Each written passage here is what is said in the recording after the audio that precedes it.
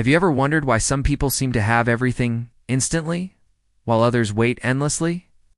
In a sunlit village nestled between emerald fields and winding rivers, mornings were greeted with the crow of roosters and the rich aroma of lentils boiling in open kitchens.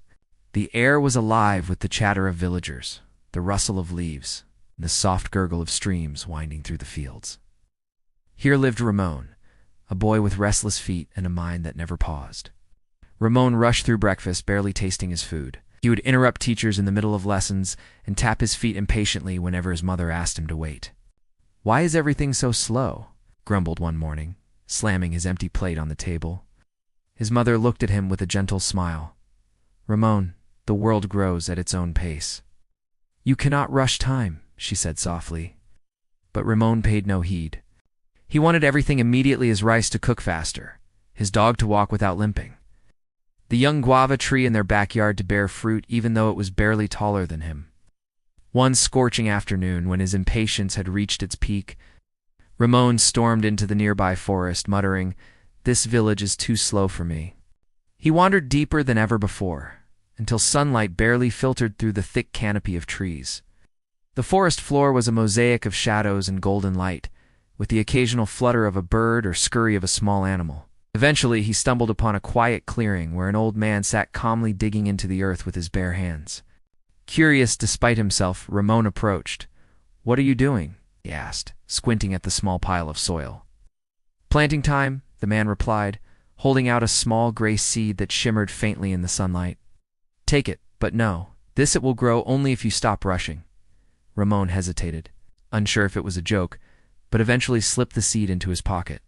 That night, he planted it in a small pot outside his window, still doubting its magic. Days turned into weeks. The pot remained empty. Frustration grew in Raman as he became increasingly impatient with everything: the slow healing of his dog, his sister's clumsy braid, the long wait for school holidays. One evening, as he sulked in the courtyard, he noticed his mother quietly sewing his torn school bag. She worked with a gentle rhythm, moving her hands steadily, without complaint.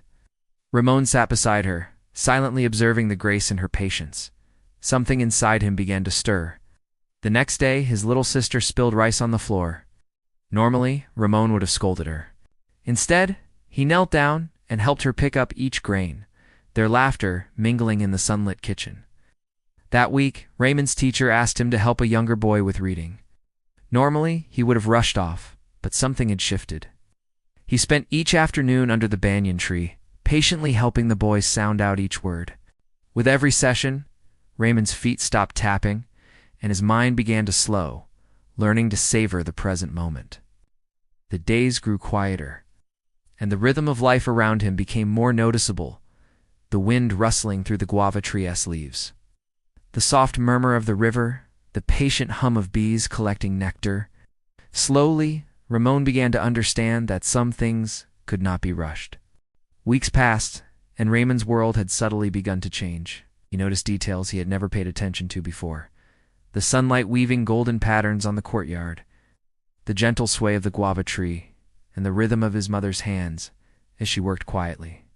One rainy morning, as the first drops fell and the earth smelled of fresh soil, Raman glanced at the small pot he had planted long ago. To his astonishment, a tiny green sprout peeked through the soil, its leaves shimmering faintly, almost as if echoing the glow of the mysterious seed. Excitement surged in his chest. Raman ran through the forest, following the familiar path he had taken weeks ago. Sunlight flickered through the leaves as he approached the clearing. There the old man waited as if he had never moved, his eyes warm and knowing. "It's growing," Raman whispered, holding out the pot. "And so are you," the old man replied, smiling. In that moment, Raman felt something lift from his chest, the weight he had carried for years, the need to control everything, the impatience that made him restless. He understood now that time was not his enemy. It was a teacher, a river flowing steadily, asking him to move with it, not against it. From that day on, Raman's life changed. He still ran and laughed and dreamed, but he no longer demanded that the world hurry to meet his expectations.